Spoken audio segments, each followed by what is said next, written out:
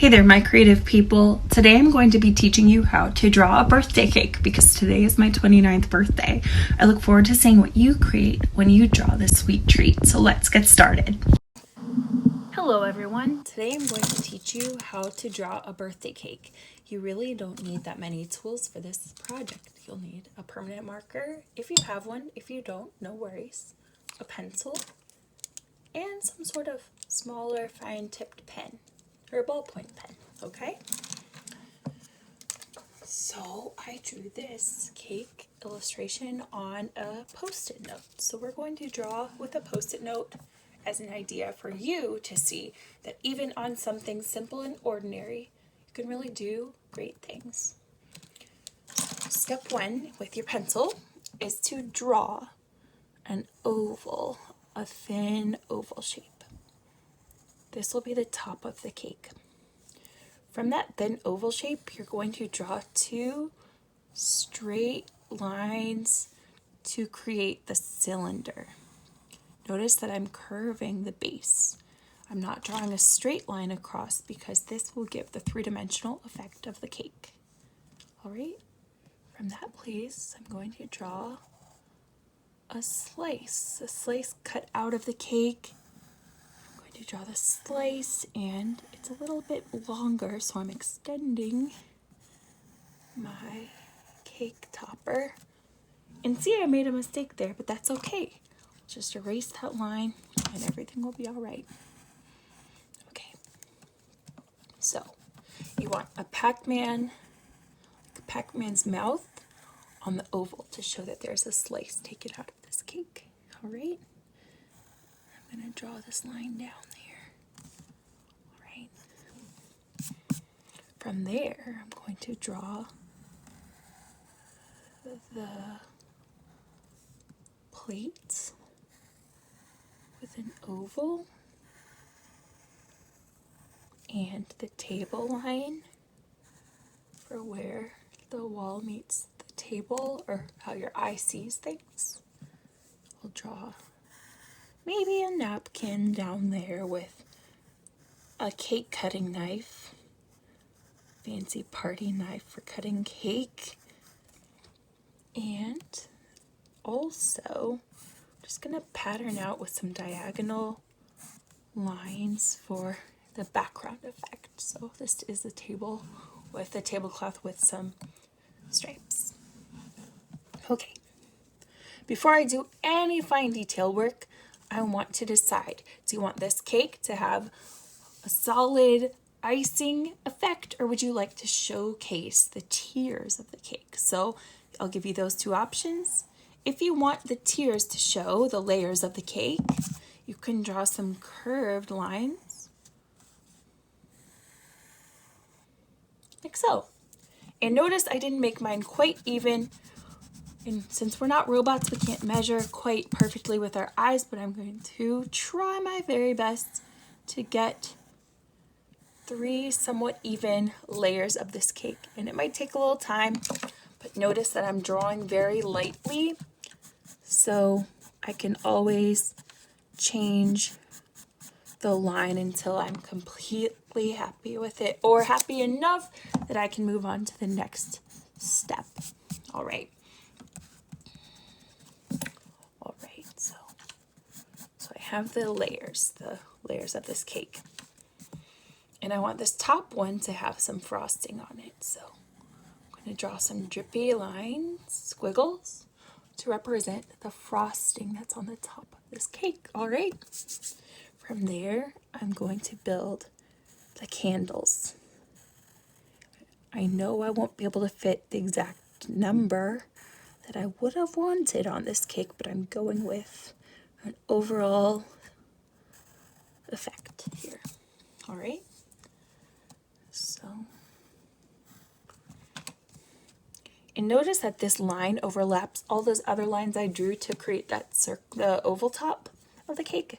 I'm not worried about that at all because I'll curve extra lines as I'm building the candles. And that will just become part of the candles decoration. And I'm not erasing at all. From there, I'm going to draw the wicks with little tiny lines and the flames. The flames can be drawn any way you want. You can draw them like a leaf shape, a teardrop, upside down. All right. So with this all happening at once, I'm thinking about what I want to show on the top. You could put sprinkles, you could put flowers out of frosting. In this case, I am going to go with frosting flowers. Lots of lines that wrap around each other. Lots of frosting flowers on the top of this cake with a few frosting leaves. I'm going to put one more to fill in that open space down there with another final frosting flower. Okay, now that I have the main shape of my cake, the cylinder, the plate, the knife for slicing, the pattern on the table, I'm leaving the background blank because that will be the first thing we fill in. I'm choosing to use a permanent marker to block in the background of my cake drawing. And as I'm blocking in, I'm filling in with stripes just like we drew the background of Pika the dog yesterday. And I'm choosing to use a table saver so I don't add any unwanted illustrations in the surrounding area where I'm working. I'm sure your family members will be glad to not have any graffiti with their permanent markers, right? Okay, so notice also that I'm turning the paper as I go to a smaller section. I'm going upside down when I have to. I'm rotating the paper. I keep on turning that paper to make sure that I have the right place of my paper to work with, so I don't create the background too fast, or I don't block in something that I worked so hard to draw in pencil. And I'm also focusing mainly on the large shapes, the large areas that are empty, and I'm not filling in the small sections yet because I will trade my marker for a fine-tipped pen to fill in those smaller sections of the background. Watch as I do this. Okay, so I know that I could have probably filled that section in with the marker chisel tip, but I'd rather outline and fill in with a finer pen and do the same striping method in those areas, because I'd rather be safe than sorry with this illustration. I know that I took a lot of time and focus on creating those other areas of the drawing, so I really don't want to ruin it now, okay? To speed up this process, you could still tilt your paper and do some cross hatching. Notice that from far away, when you do cross hatching, like I'm doing on the side here, it starts to fill in a more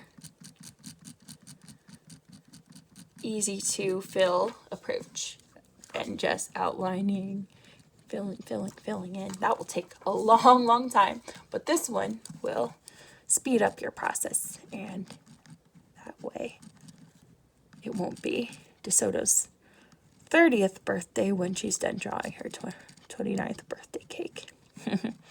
Okay, this part's all done. I'm going to continue on with the fine outlining of the candles.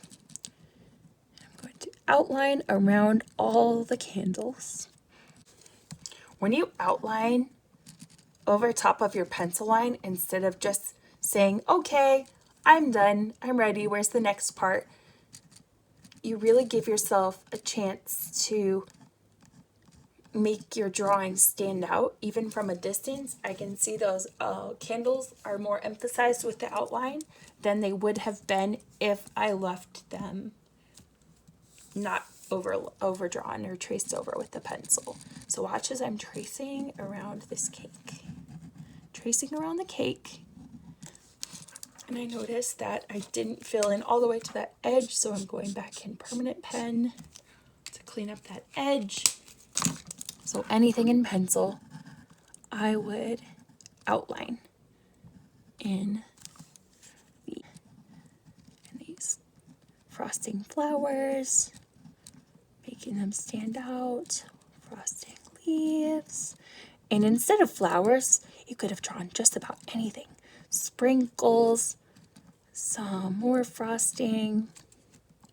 You could have just left it blank, and when you're done with this step, you could, after you're done watching the video, you could fill it in with a color of your choice. All right, so now I'm going to draw the frosting. I'm changing my mind on the frosting a bit. I didn't like exactly how I drew it, so I'm changing the style of it. All right, and remember how we had those two sections. There's the slice of cake, and there is the other part of the cake. All right. I'm choosing to use a pen that I can draw real soft lines with. It almost acts like a pencil. And you could also do this in pencil first to see what I'm about to do, because I will be starting to go and draw these curved slight lines, these light lines there to show a little bit more of the 3D effect. So with the pen, I'm just going to draw some curved lines over top of the pencil line that I just drew. Okay, I might go into the frosting a bit, it's okay. And from there, I'm just going to continue to trace over any additional pencil lines that I forgot about. The napkin, the cake cutting knife, and I'm going to carefully fill in the slice. Filling in the sliced section. And I will then swap for a permanent marker to make the very bold tablecloth pattern. And you don't have to use a bold marker for this. You could choose to do a different mark making tool. You could use a pencil, a crayon, a pen. It doesn't have to be a permanent marker for this part. All right. And from there, I'm going to go ahead and make a little bit more of that curved shadow effect.